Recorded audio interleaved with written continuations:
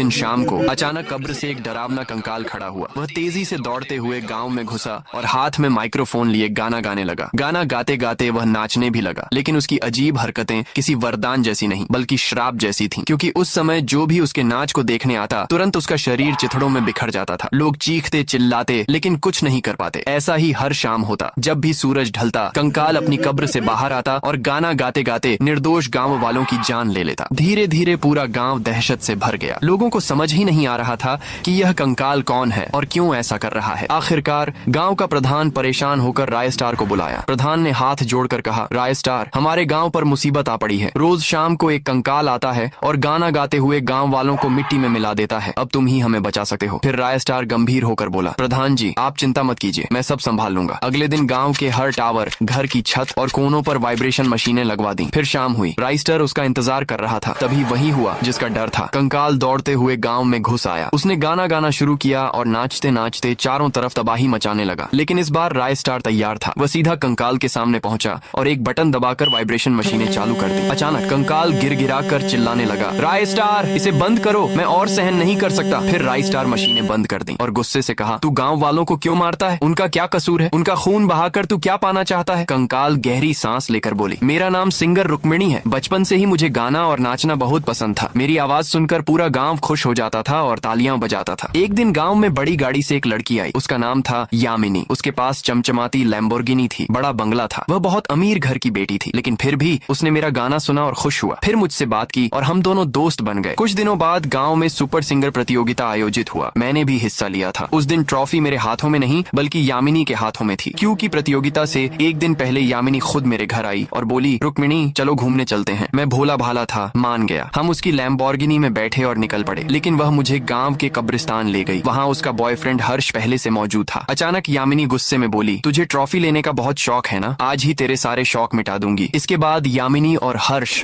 दोनों ने मिलकर मुझ पर हमला किया। उन्होंने